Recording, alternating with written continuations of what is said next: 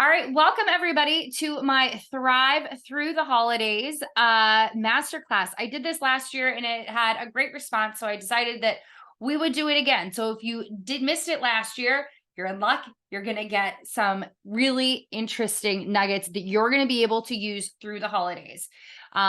For this masterclass, I do have a little bit of a script because those of you who have ever joined a live with me know that I tend to bounce around and get a little distracted at times. And I wanted to be mindful of your time because I appreciate all of you who are being here. So first, I'm going to introduce myself. If you don't already know me, I'll make this quick. My name is Sarah Dussault, aka Sarah Fit. Some people do think that is my last name.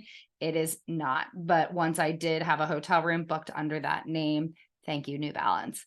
I was one of the first fitness YouTubers to actually have a successful business and one of the first influencers in Boston back in 2007.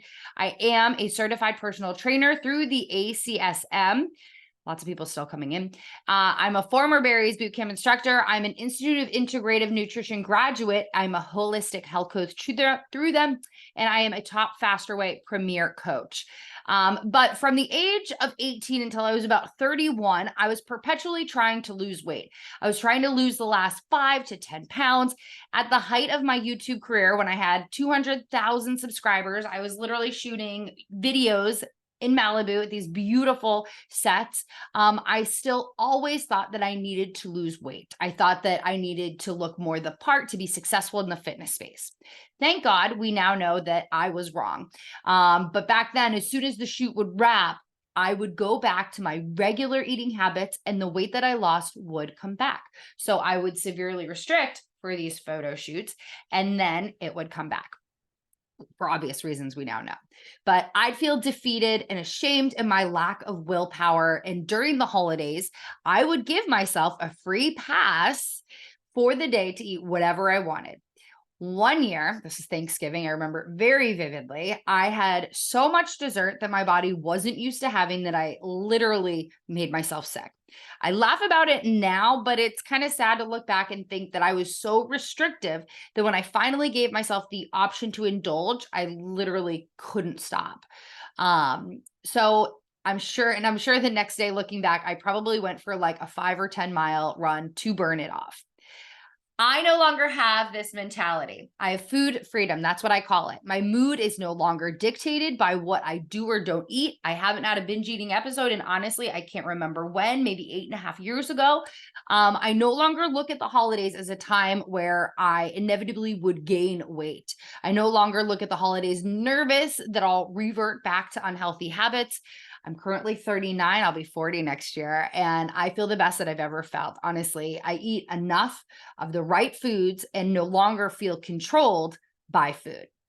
So for some of us, the holidays can pose a challenge for those of us who struggle with food guilt, but also for those who might be trying to reach a health or wellness goal or maintain progress. I know I get a lot of clients in my Faster Way group who have lost weight over the year and they want to maintain that. They want to keep going. And the holidays come and some people have that all or nothing attitude.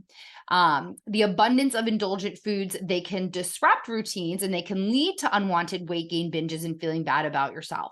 But with mindful planning and strategic approaches, some I'm going to share with you today, it's possible to enjoy the holidays with your friends and family while also either maintaining or progressing towards your goal and thriving guilt-free. All right, so let's get into it. I can't tell you what your goals are. Maybe some of you are here if you're trying to lose weight or maintain, but maintaining where you currently are is a great goal to have this holiday season. You don't have to focus on losing. You can even enjoy a few more treats than if you are trying to lose. So during today's class, we're going to talk about a few simple tips that'll help you stay on track this season. So these are simple, but I promise you, if you implement them, they will work. So let's get started. I even made a PowerPoint for this. So I'm going to share my PowerPoint. And of course, I don't have it up. 1 second. There's too many open things on my desktop. Here we go. Sorry.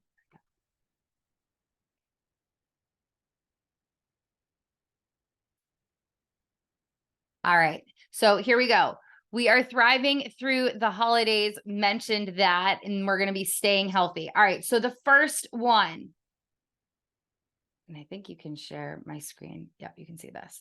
All right. So number one, eat real food, avoid processed foods. Sounds kind of obvious, right? Let me get into it.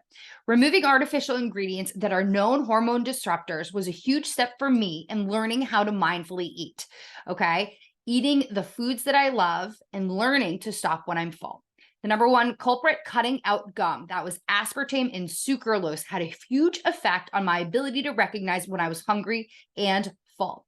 So if you're still chewing gum like an addict, like I was, I would literally go through like a pack in a drive to Maine, or adding calorie-free sweetener that's not naturally occurring, like stevia. Stevia is naturally occurring. Ones that aren't are like Splenda, the pink, the blue, or the yellow packets. It's time to cut it out. Okay, this is one of the biggest things. A lot of my clients come in and they're like, is it okay to still have these energy drinks? And I'm like, what's in them? No, cut them out. Trust me, 80% of the food that you should be eating during the holidays should be real, unprocessed foods. When you recognize that you're full, it's hard to overeat, especially when the food comes from naturally occurring sources. Okay. The macronutrients that we want to focus on, and I know some of you are former clients, are your fat, your carbohydrates, and your protein. When we eat enough of these macros in the right combination, we feel energized, our cravings go way down, and you're less likely to binge. Number two, anticipate the obstacles and plan balanced meals. Before attending gatherings or holiday parties, meals, try to plan balanced nutritious options. Opt for lean proteins and plenty of fruits and vegetables. This ensures you're providing your body with essential nutrients while minimizing the temptation to overindulge in less healthy options. There's usually always turkey or ham at holiday gatherings. Go for it, and something green first. Okay. On your plate, you should first be doing the protein and then something green. After you enjoy your protein and vegetables, then enjoy your few fun foods, but focus on protein, fiber, and healthy fats. Protein is going to help you feel full. The fiber is also going to help you feel full longer. And the healthy fats are essential, as well as helping you feel full and satiated longer. But also it's important because the fats are going to allow you to actually absorb the nutrients in those fruits and vegetables. It's easier to digest. You've heard of things as being fat soluble, water soluble. It looks like someone wrote a message, but I don't see it now. But I'm not sure why. Anyway, I'm going to move on. Okay.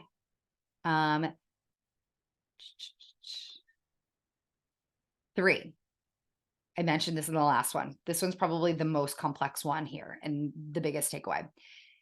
Eat enough of the right foods, but we're also going to practice portion control. So how do we do this? So again, we're talking about there's that food guilt, like, oh, I ate something bad, I'm just going to keep going. How to get rid of that, like, oh, I'll just get back on the wagon on Monday, or, oh, I'll start in the new year. Sorry if this background is distracting. While it's tempting to pile your plate high with mashed potatoes and gravy, homemade mac and cheese, etc., practicing portion control here is important. Most of you will not be measuring these things, and I'm not asking you to. So be sure to fill your plate first with protein, as we said, fiber, fruits and veggies, and healthy fats. If you eat enough of these right foods, your cravings are going to go down. Your body will pick up the message that it's being properly fueled, and this will help you avoid overeating. If you're still struggling with this idea, you can also use a smaller plate for less nutritious foods, which can give the illusion of a fuller plate while controlling portion sizes. Aim to fill your plates, like I said, with protein and vegetables first. But honestly, half of your plate should be filled with these foods, at least. Fill in the extra spaces with the fun foods. This approach will help regulate your overall calorie intake without you leaving feeling deprived. Knowing what your target macros are is really helpful here. Some of you I know are clients or former clients. I know a lot of my clients aren't aware of how much food they should be eating until we give them their targets, but roughly most of you should be eating at least 100 grams of protein.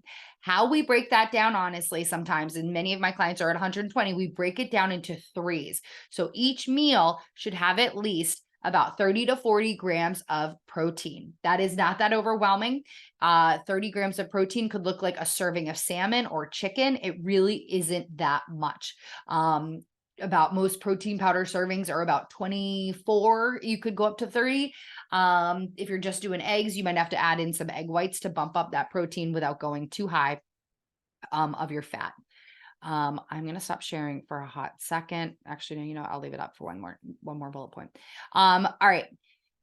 3, keep your workout routine on point, or rather this is 4. Okay.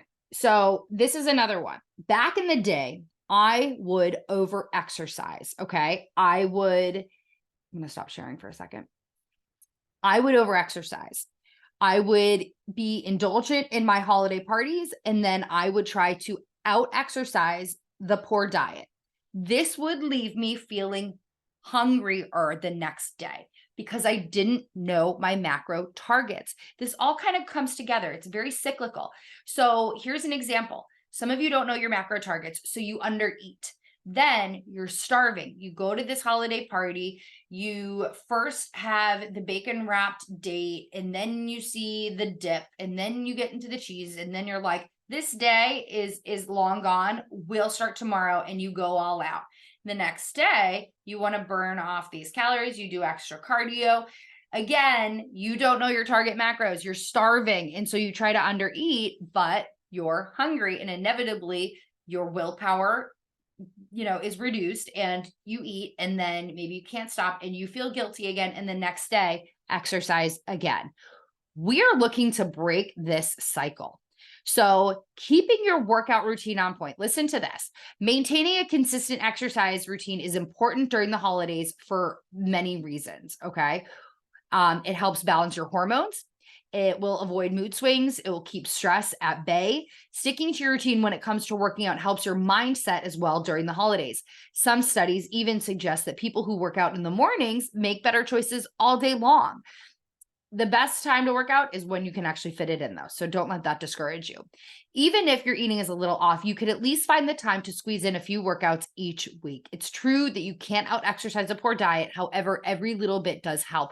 Exercise is important for more than just weight loss. Just check my Instagram stories. I posted about it today. The more muscle you build, the more fat you'll burn. What I want you guys to all do is I want you to prioritize getting at least 2 to 3 strength workouts a week.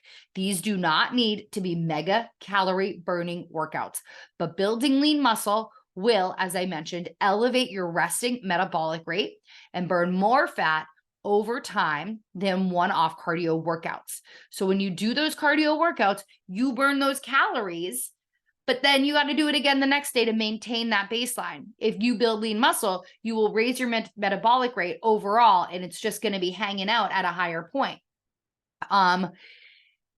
I do 2 HIIT workouts a week. I think they are very beneficial, but I don't do more than 30 minutes each time. As I said, I also do 3 strength workouts. I do like to go for 5-minute walks before and maybe 10 minutes even after each strength workout to help me get in my steps. But this is a huge hurdle that a lot of my clients, it's really hard for my clients to overcome. Okay.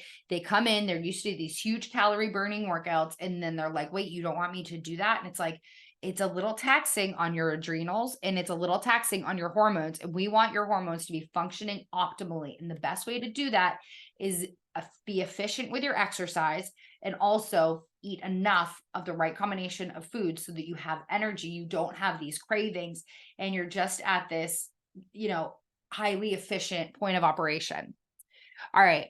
This next one, I'm going to go back to my little spreadsheet, but we're going to be talking about strategizing our treats. All right. So indulging in holiday treats is common for almost all of Western society. I'm not telling you not to do that.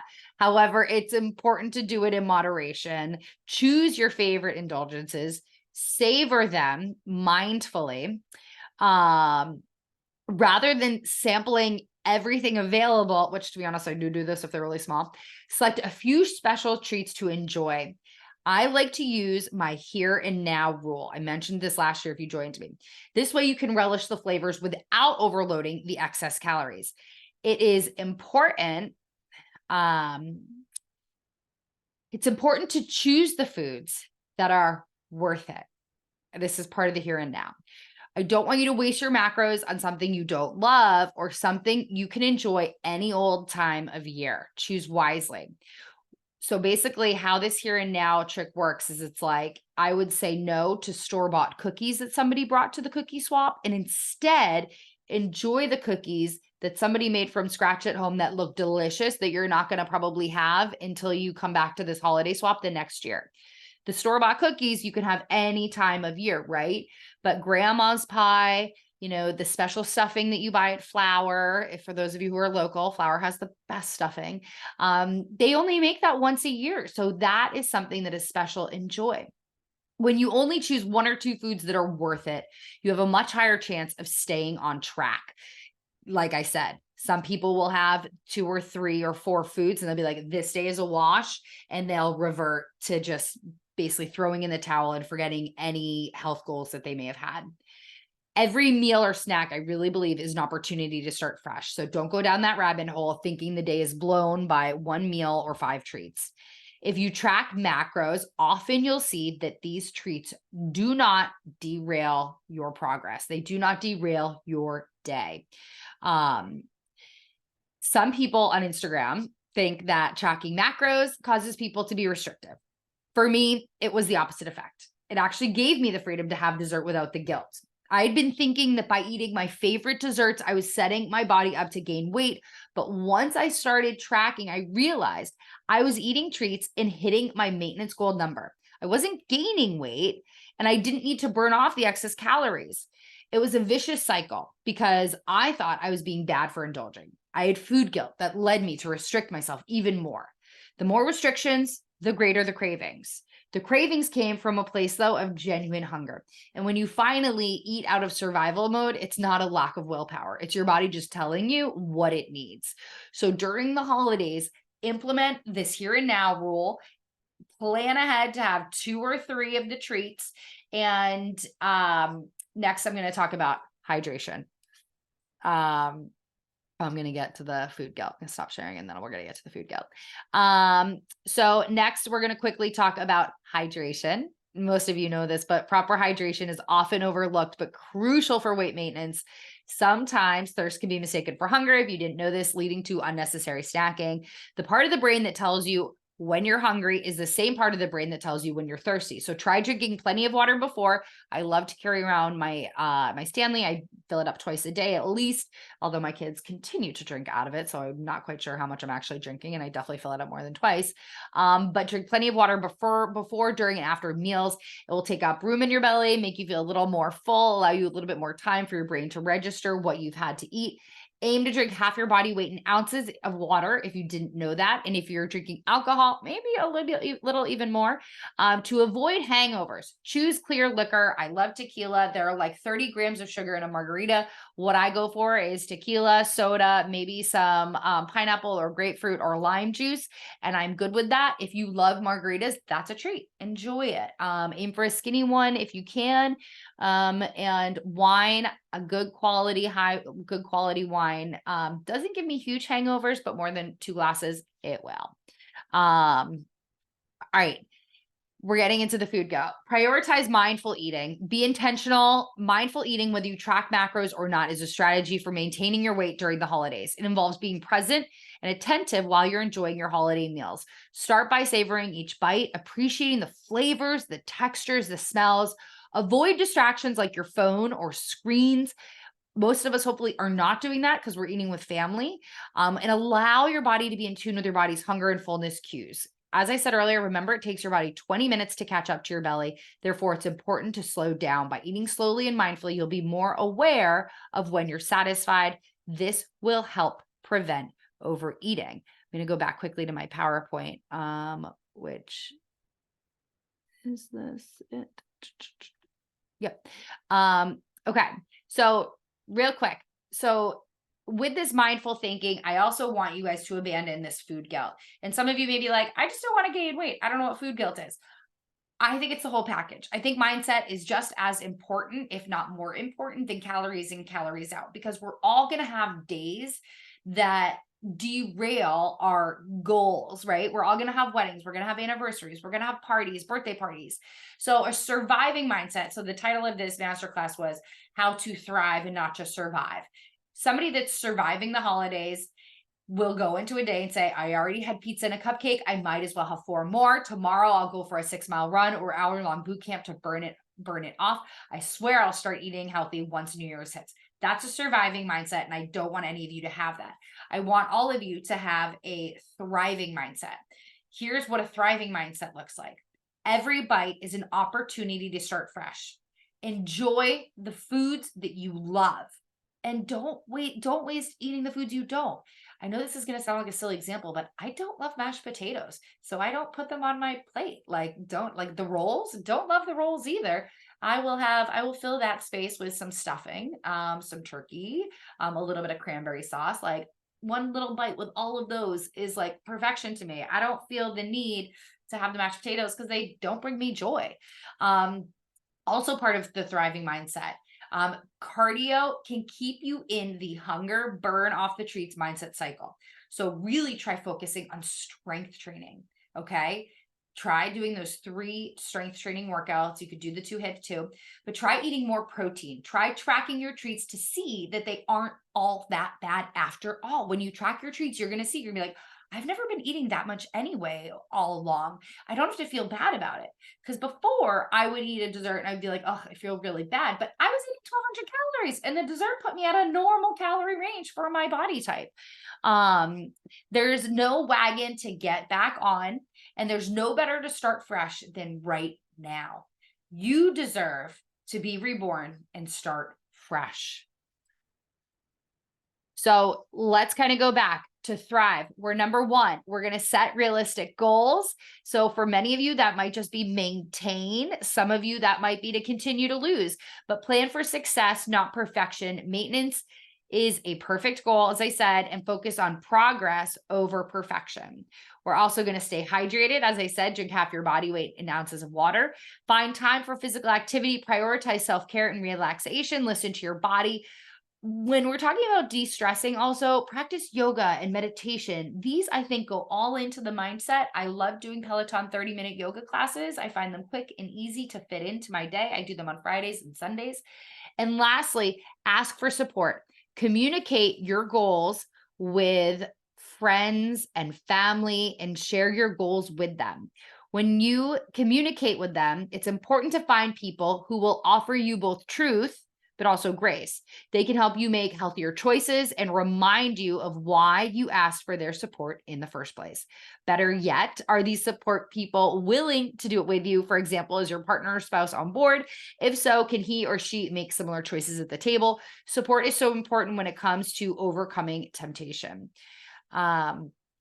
You can successfully make it through these holidays without being perfect. I know you can, but you have to be willing to implement some of these strategies. It's not going to happen magically. You have to be intentional with your thoughts and actions. One point that I mentioned is the 80% rule. What does that look like? That means 80% of what you're eating and doing, I shouldn't say doing, eating is coming from real whole food sources. That other 20% is coming from kind of like treats and things that you love. That amounts to about 350 calories for a lot of us. So if you go through your week, your day, and you're like, all right, I got this 20%, these 300 calories to use as I want. That gives you, I don't want to say permission, but mentally accept that if we're going to be in a weight maintenance phase, we've got about 300 calories that we can use how we want. We could have our wine, we could have our treats. This isn't meant to be restrictive, but if you want to maintain, this is about your wiggle room, and this means that you're also eating enough of the right foods that you're not having insatiable cravings or feeling like garbage. I also want to remind you guys that your memories aren't rooted in what you eat and don't eat every year. For example, how many times have you said Thanksgiving was the best in 2002 because of the pumpkin pie I ate? I highly doubt any of us ever thought that along those lines. Instead, your memories are rooted in the spirit of the holidays, the people, the moments of laughter, the moments of tears. When you think about it this way, you realize you're making way too big of a big deal over food during the holiday season. So I challenge you to do that this year. Make it amount to more than just food. And of course, I'm going to share. If you are curious what your target macros are, if you are looking for more support one-on-one, if you are looking for a fitness program that you can follow, I'm here to help. I just knocked my speaker, sorry. If you are interested, my next round of the Faster Way does start November 27th. It's going to be a 6-week intensive boot camp, if you will. But basically, I'm going to tell you what your target macros are. I'm going to give you meals that you can eat during the week so that when you have holiday parties, you feel okay. If you're in my VIP, you're already getting these. I'm going to give you the workouts that are going to keep you, that are going to actually start to build the foundation for your success starting now through 2024. We're also going to have accountability daily, and you're going to be equipped to have your best year yet in 2024. In the Faster Way, I work with my clients one-on-one. And if this is something that's of interest to you, let me know. I will send a follow-up email, but in the meantime, I want to open it up to any questions. You are welcome to unmute yourself. You're also welcome to add a question in the chat feature. This is also known as the time during my lives that I awkwardly sit here in silence because no one seems to ever want to talk up. So if anyone has a question at all, and for some reason I can't see the chat feature, where is it? Oh, here it is. No questions. Jess, I saw you were on here. Oh, Sheila, do you have a question? I see you're unmuted. And hi. Thank you. This was great, very helpful. This is not necessarily related to holidays, but just in general, as you're talking about macros and what to eat during the day, what are your recommendations for snacking, especially later night snackers like myself? So I shouldn't say we. So late night snacking, I find happens. And I should say by late, I mean 8 o'clock. Yeah, no, like to me, that's late. Okay. So to me, a client who is wanting to snack at 8 isn't eating enough during the day.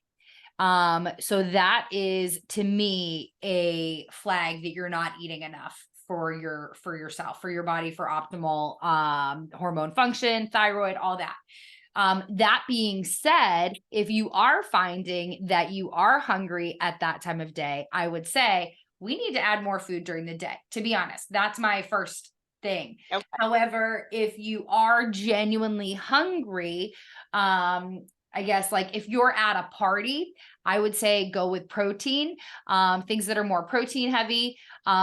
So I'm gonna tack this into another question that somebody asked about intermittent fasting. So when we talk about late night snacking, intermittent fasting is obviously something that tries to avoid that. So intermittent fasting, if you guys aren't aware, isn't a diet. It's a schedule of when you consume when you're eating. So your body is in full, complete digestive rest for 12 to 16 hours. And then you're eating during a 12 to 8 hour window. The program that I am a coach for, most of my clients are fasting for about 13 hours, which means that they're done eating at 8 or 9 p.m. and then they eat their first meal at 9 or 10. A lot of people do the 16-8. I see Julia made a comment. I read the recommendation of 16-8 fasting. I'm always starving in the morning and struggle to even make it to 14 hours. So for all of you guys who are saying you're struggling and you're starving, you're probably not eating enough. Did you have a follow-up? Sorry, Sheila, did you have a No, thank you. That was helpful. So I'll go into it a little bit more because it looks like there's more questions about this. But if you are struggling to fast for 12 hours, you're not eating enough. If you are still hungry at 8 o'clock after eating dinner, you likely didn't eat enough of the right foods during the day. I always talk with people about how before I knew my macro targets were, I would get to dinner or I would finish dinner and I would still be hungry. And what do you eat after you eat dinner, right? You eat sugar, you eat dessert because that's what comes after dinner. And it would turn into this spiral. So even when I would think that I was eating healthy, that I was eating like trail mix, there's still things loaded with sugar and trail mix. And it would just end up being, instead of this like, 150 calorie like dessert, it would become like a 400, 600 calorie fat bomb after dinner, which would then lead me to sleep horribly, because your body's digesting, it hasn't properly digested. You want to finish eating at least 2 hours before you go to bed for restful sleep, maybe 3, to be honest. And so then you sleep like garbage. When you don't get enough sleep, that leads your body to actually crave not so healthy foods. You want comfort foods. Who here has woken up for a 6 a.m. flight? You feel like garbage, and all you want to do is eat candy on the plane the whole time. And you're like not even moving. You're just like sitting there. That's what happens when you have that lack of sleep. And so I want my clients, or any of you guys, to know how much you should be eating. It really is fascinating. And once you start being able to eat that before that 8 o'clock, like that window ends so that you can have restful sleep, you will find that in the morning, you are not that hungry. However, as Julia said, most of my clients don't do the 16 hours. Most people by 14 hours, 15 hours, they are, they're like, I'm good.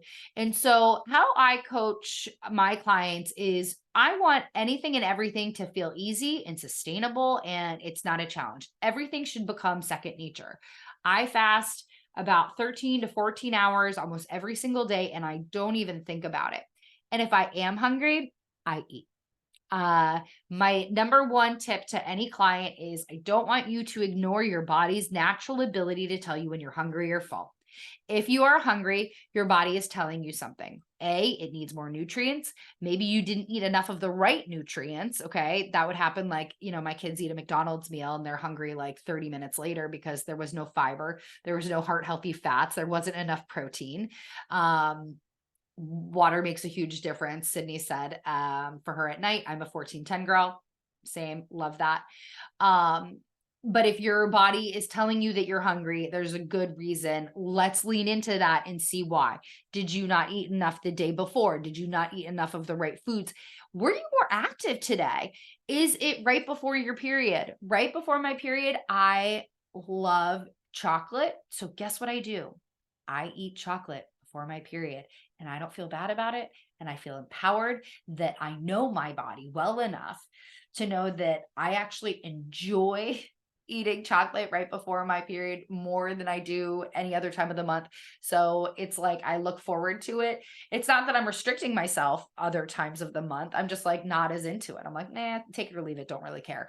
But then leaning into your body, being like, ooh, I have extra energy today. I want to push myself a little bit harder in this workout. Or right before my period, I am sometimes I don't have as much energy. So it's more about, you know what, I'm just going to move my body. I'm going to do this workout. I'm probably not going to hit a PR, but that's okay, because by doing exercise, I'm reducing some of these PMS symptoms and I feel good. So I like knowing the fluctuations of my cycle and my hormones, but I don't completely alter the goal. It's more of I lean into my body. Am I craving more treats? Am I craving more rest? And I lean into it.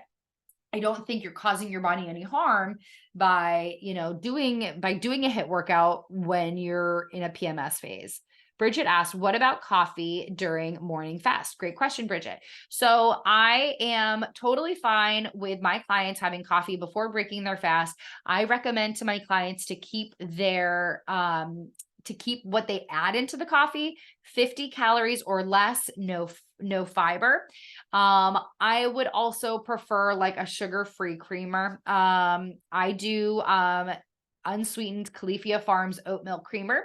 I keep it under 50 calories. There is no sugar in it. I know some people do stevia, but I really think these artificial sugars increase your cravings for sugar later on. Marie asked, oh, I have to drop. No worries. This was very informative and helpful. I helped you get lean from my past YouTube videos in 2016. Happy Thanksgiving. Thank you, Marie. I appreciate that note. But yeah, so Bridget, you can do coffee. I prefer that clients keep the additives to 50 calories or less. Here's the deal with intermittent fasting. There's a lot of studies on it featuring men, not a lot of studies featuring women. You can find a study to promote kind of any angle you want to with intermittent fasting. You want to find a study that says it's not great, you can find that. You want to find a study that says it's the best thing since sliced bread, you will find that. So what I preach to anybody on the internet is find an approach that works for you. If you find that intermittent fasting feels restrictive, it might not be for you, and that's okay. For me, I do not have time to eat in the morning. I used to think that I had to eat breakfast to jumpstart my metabolism. That is not true. Okay. I am the happiest, the leanest, the most energetic I've ever felt, and I'm 39 years old. Feel pretty damn good about that. And in the past, I'd be like, oh, I've got to eat breakfast to like get my metabolism going. And it's just not true. The other thing that sometimes people struggle with, and this is even something in the faster that we've talked about, and I've heard it on a lot of different fitness podcasts recently, is this notion that you have to eat right away after your workout. And as long as you're eating enough of the right foods throughout the day, it doesn't significantly matter if you eat right after your workout. The people that matters for are the people like The Rock and people who are figure competitors and bodybuilders, and, you know, fitness is their life and their physique is their job. For the average everyday person, studies will show that it doesn't totally matter. Clients that really want to put on muscle, to be honest, are more focused on taking a supplement, like a small supplement of creatine. Women, yes, women 40 plus are taking creatine. And this is something that is, I don't do it, but this is something that is like becoming more common because it's just so hard to put on lean muscle, and lean muscle to maintain it after you go through menopause is really challenging. And so some women are even dabbling with taking creatine. That is something that's going to be more effective than eating right after your workout for some clients, for many clients. Sorry, off topic. This is why I created a script for earlier, because I knew I would get off topic. Any other questions before I hit end? And you can unmute yourself if you'd like, or you can text it in. No? Okay. All right. Awesome. If you guys are interested in joining my next round, I will send out a follow-up email. This is the last round at $199 for 6 weeks. The price is going up to $250 or $249 in January. However, you will still be able to lock in that rate as long as you sign up before January 1st. How it works is you can sign up at any time and get access to the app, but you as a cohort, as a group, me coaching you, we don't start till the kickoff date. And so if you do want to get on this round, sign up. If you want to wait, you'll be able to sign up anytime after December 1st and have access to all of the workouts in December. Your 6 weeks doesn't actually kick off until the kickoff date. So if you were to wait until December 1st to purchase the program, you would get all of December for free, all the workouts for free. And then your 6 weeks would start whenever it is, like January 2nd or 3rd, whatever that first Monday is of January. So thank you so much for spending this time with me. I value your time, and I value all of you. I appreciate your support. I will see you guys in my inbox. Feel free to reply to that email or send me a DM on Instagram. Bye, guys.